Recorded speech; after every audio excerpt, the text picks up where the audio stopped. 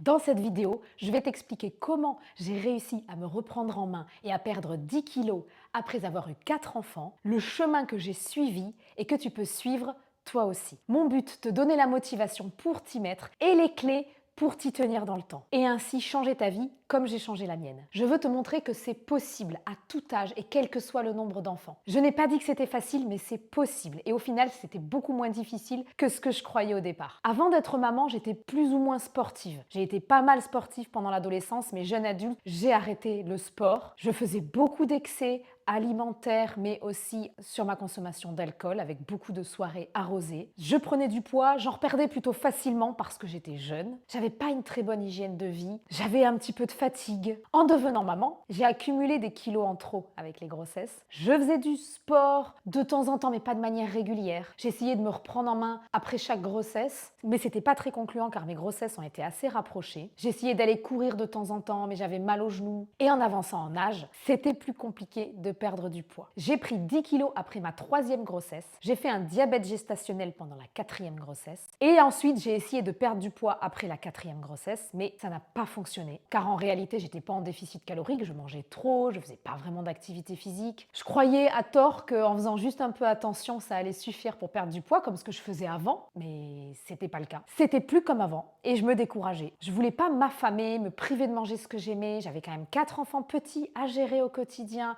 J'avais besoin d'énergie et du coup je renonçais à l'idée de me reprendre en main. J'avais la croyance qu'il fallait choisir entre être bien dans son corps et manger ce que l'on aime. Et je me disais de plus en plus que je voulais pas renoncer au plaisir de manger, tant pis, il suffisait que je m'accepte comme j'étais avec mes kilos en trop et que je me cache dans mes vêtements et de vivre ma vie comme ça. En plus de ça, j'étais persuadée à tort qu'adopter un mode de vie sain, c'était forcément devenir triste, fade, renoncer à tous les plaisirs de la vie. J'avais donc fait un choix, ou plutôt je me résignais à rester dans un corps qui me plaisait pas vraiment, pour conserver la liberté de manger ce que je voulais. Mais au fond de moi, il y avait toujours cette petite voix qui n'était pas d'accord avec ça. Cette petite voix qui parle quand on réessaie les vêtements d'été, par exemple. Tu sais, les vêtements qui traînent au placard tout l'hiver et qui nous disent clairement qu'on a encore pris du poids quand on les réessaie. Cette petite voix quand tu remets un t-shirt un petit peu plus serré au printemps, avec ce petit ventre qui dépasse et que tu essaies de cacher. Cette petite voix qui te fait choisir des tenues plus larges pour cacher tes formes. Et en plus de ça, après la 4e grossesse, je commençais à avoir des petites douleurs. J'avais notamment une sorte de sciatique dans la jambe qui me lançait de temps en temps.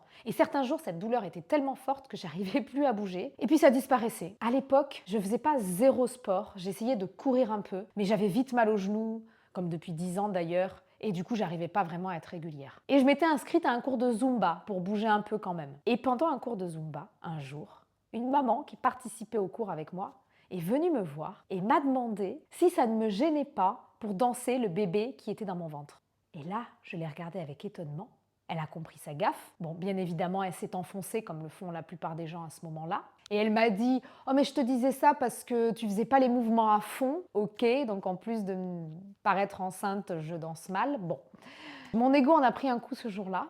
Je ne lui en veux pas du tout, ça m'avait fait sourire et puis c'était la réalité, je paraissais enceinte. Et oui, j'avais porté la vie 4 fois, j'avais eu 4 césariennes, donc c'est normal que ça laisse des traces. Pour autant, si on n'est pas à l'aise avec ça, il y a peut-être un moyen de faire quelque chose, d'améliorer ça. On n'est pas condamné à vivre dans un corps dont on a honte. Petite parenthèse ici, car je voudrais pas froisser les personnes qui luttent contre la grossophobie et voilà, je pense que je veux pas qu'il y ait d'amalgame là-dessus. Je dis pas qu'il faut pas être accepté quand on est ronde ou que le poids est forcément un problème, c'est juste mon parcours, mon ressenti, j'aimais pas mon corps et l'image qu'il renvoyait. J'aurais pu travailler là-dessus, c'est d'ailleurs ce que j'avais prévu de faire au départ, mais au-delà de l'aspect esthétique, c'est surtout les possibilités physiques que je voulais retrouver. J'avais les petites douleurs que je ressentais, l'essoufflement, à la moindre activité, la fatigue générale. Je me sentais pas bien dans mon corps en fait. Je voulais retrouver un corps dans lequel je me sentais bien. Sur le moment, ce qu'elle m'a dit, ça a provoqué un électrochoc. Je me disais, mais là, il va falloir faire quelque chose. Mais je ne savais pas vraiment quoi faire. Donc, j'ai pas agi de suite. Faut dire que j'avais une vie très remplie, avec 4 enfants, j'allaitais toujours la dernière. Je repoussais le moment de m'y mettre. C'était donc dans un coin de ma tête, ça s'ajoutait à la petite voix dont j'ai parlé tout à l'heure. Et puis, peu de temps après, il y a eu les vacances de Noël. Des vacances où mon mari et moi, on a fait vraiment beaucoup d'excès, des vacances à digérer en quelque sorte, à être fatigués, à prendre encore du poids. Et en rentrant de ces vacances, on s'est posés tous les deux et on s'est dit que c'était plus possible là, qu'il fallait changer notre mode de vie, perdre ces kilos qui nous gênaient et se reprendre en main une bonne fois pour toutes. J'avais 10 kilos à perdre et lui environ 30. Et ça a été le déclic dont j'avais besoin. prendre cette décision à deux. Mais je voulais pas faire un énième régime qui échoue comme ceux que j'avais fait jusque-là. J'avais pas non plus envie de m'affamer, de me sentir fatiguée, aigrie. Et c'est ces raisons-là qui m'avaient empêché de m'y mettre jusque-là. J'avais peur de cette privation, de la faim, surtout avec 4 enfants à gérer. Je savais qu'il fallait créer un déficit calorique pour perdre du poids, qu'il fallait donc manger moins que ce que l'on dépense. Et ça me faisait peur. Alors j'ai réfléchi. Je me suis dit, pour que ça fonctionne, il faut que je fasse les choses différemment de ce que j'ai toujours fait. Jusque-là, quand je voulais perdre du poids, je réduisais mes portions. L'estomac se rétrécit naturellement au bout de quelques jours, donc on a moins faim et on perd du poids, puisque du coup on mange moins que ce que l'on dépense. Mais quand tu fais ça, déjà tu t'affames un peu, tu génères de la frustration, et si tu fais pas de sport, du coup comme tu perds du poids, tu vas perdre du muscle, ton métabolisme va diminuer et tu vas reprendre le poids perdu très rapidement. Pour contrer ces difficultés, pour quand même arriver à atteindre mon objectif, j'ai mis en place 3 choses et ça a clairement fait toute la différence. La première chose, c'est que j'ai ajouté du sport, du mouvement. J'ai remplacé la série Netflix par des balades par exemple. Et aussi, je me suis musclée avec du renforcement musculaire. Et ce qui a été vraiment différent, c'est la place que j'ai faite au sport dans ma vie. Je l'ai vraiment priorisé. La deuxième chose, c'est que j'ai créé un déficit calorique sans m'affamer. Pour ça, j'ai équilibré les repas sur la journée. Petit déjeuner rassasiant, salé, une collation aussi équilibrée. J'ai aussi équilibré mes assiettes, légumes, féculents et protéines. J'ai choisi des aliments plus rassasiants. J'ai ajouté pas mal de fruits et de légumes. J'ai cuisiné maison. Et j'ai légèrement réduit mes portions parce que j'avais quand même tendance à manger trop, parce que j'ai toujours eu peur de manquer. Et avec les aliments rassasiants et l'équilibre que j'ai mis en place, eh bien, je n'ai pas souffert de la faim. En fait, j'ai mangé légèrement moins, mais surtout mieux. Et la dernière chose, c'est que j'ai mis le plaisir au cœur de la démarche, que ce soit dans le sport ou dans l'alimentation. Et c'est vraiment ça qui a fait la différence. L'idée, c'était pas de faire un régime ponctuel pour perdre du poids. Non, c'était de modifier durablement mon mode de vie pour ne jamais reprendre ce poids perdu. Je savais qu'autrement, ça fonctionnerait pas sur le long terme. Et si chaque repas te procure de la satisfaction, du plaisir, si tu es toujours content dès que tu passes à table, eh bien c'est plus facile de manger un petit peu moins et de durer dans le temps. Les régimes, ils fonctionnent pas parce qu'on se prive de ce que l'on aime. Et ça, je voulais plus le faire. Et pour mettre le plaisir au centre de mon alimentation, j'ai fait 2 choses. D'une part, j'ai acheté des choses plus saines qui me faisaient vraiment envie. Je me suis fait des plaisirs très régulièrement. Chaque fois que j'allais aux courses, je m'achetais des petites choses qui me plaisaient. Et j'ai aussi mis ma passion pour la cuisine au service de mon rééquilibrage alimentaire pour concocter des plats sains, gourmands, des desserts plus allégés pour conserver le plaisir du sucré. Et en sport, j'ai pris de plus en plus de plaisir aussi parce que j'ai été plus régulière, plus progressive. Mon problème au genou a petit à petit diminué. J'ai pu courir de plus en plus longtemps. Et comme la course à pied est un sport naturellement addictif, en démarrant doucement avec la bonne méthode, je me suis mise à aimer ça de plus en plus. Et grâce à tout ça, j'ai réussi à perdre du poids lentement mais sûrement. Je ne souffrais pas de la faim et ça, c'était vraiment nouveau pour moi. Je ne pensais pas que c'était possible. Je me suis rendu compte que plus je mangeais sainement, plus j'aimais manger sainement. C'est comme un cercle vertueux. Et pour le sport, c'est la même chose. Plus je bougeais, plus j'avais envie de bouger. On faisait de plus en plus d'activités avec les enfants, on sortait davantage, des balades. La fatigue diminuait aussi. La douleur à la sciatique que j'avais régulièrement, au début, elle a un petit peu augmenté parce que j'ai titillé la zone en faisant du sport. Et ensuite, petit à petit, elle a disparu. Et elle n'est plus revenue. Les mois ont passé, ce nouveau mode de vie se transformait en habitude durable, ancrée dans notre quotidien. Je me sentais tellement mieux dans mon corps, dans ma vie, que je me demandais pourquoi j'avais pas pris cette décision, plutôt pourquoi j'avais attendu autant. J'ai mis environ 6 mois à perdre les 10 kilos et mon mari, il en a perdu 32. Et surtout, je me sentais tellement plus en forme, tellement mieux dans ma vie. J'ai eu l'impression qu'un champ des possibles s'ouvrait à moi. C'était tout l'inverse d'une vie triste et fade que je redoutais au départ. Et puis, quand ma petite dernière a eu 18 mois, j'ai repris le travail. Avant, j'étais en congé parental. J'avais donc mon bébé avec moi tout le temps. C'était pas toujours évident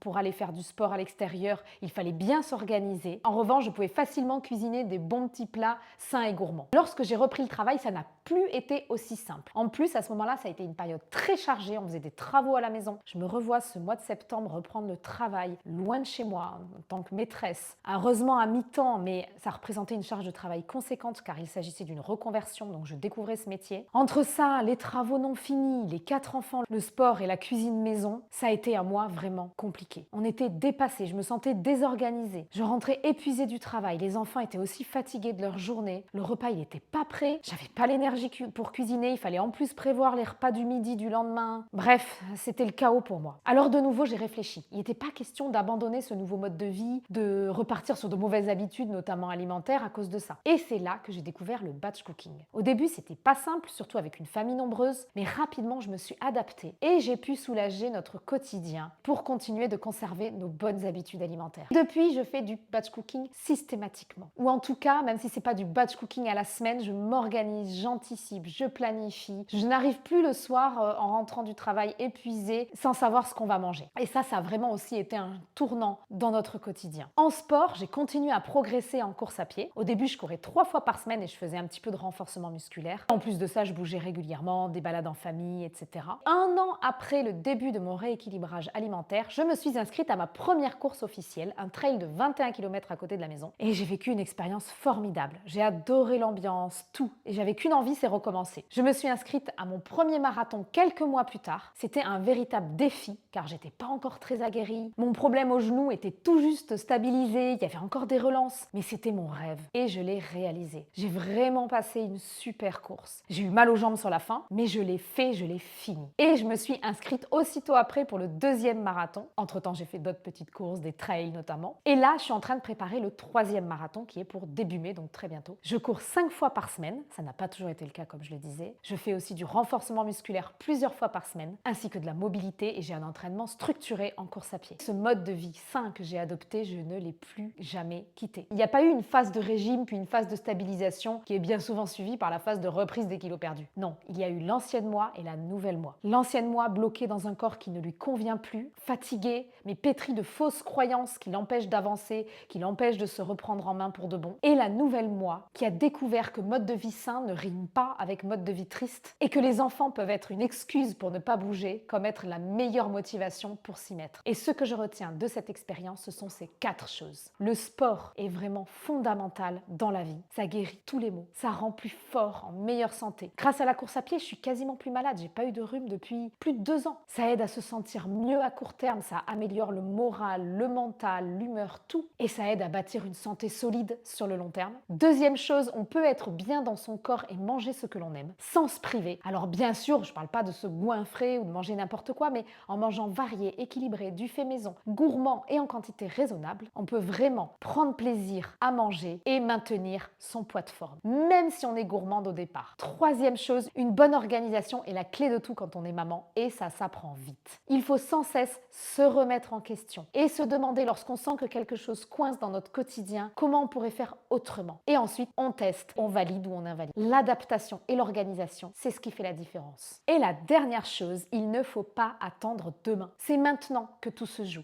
Il faut le faire pour soi, pour les siens, pour améliorer notre qualité de vie à court terme et bâtir une santé solide pour le long terme. J'ai rencontré des personnes plus âgées me dire qu'elles regrettaient de ne pas s'être repris en main plus tôt, de ne pas s'être préoccupées de leur santé. Alors, il est jamais trop tard, mais il n'y a aucune bonne raison d'attendre demain non plus. Et toi, qu'en penses-tu? Est-ce que tu te sens prête à passer le cap et à te reprendre en main? Viens m'écrire en commentaire. Et si pour faire cette démarche, tu souhaites être accompagnée, être soutenue, je propose un accompagnement personnalisé de 3 mois pour t'aider à intégrer dans ton quotidien de bonnes habitudes alimentaires et sportives que tu pourras tenir dans le temps. Si tu souhaites en savoir plus, je te mets le lien vers le formulaire de candidature en description de la vidéo. C'est sans engagement. Je te remercie de ton attention et je te dis à très bientôt pour une nouvelle vidéo.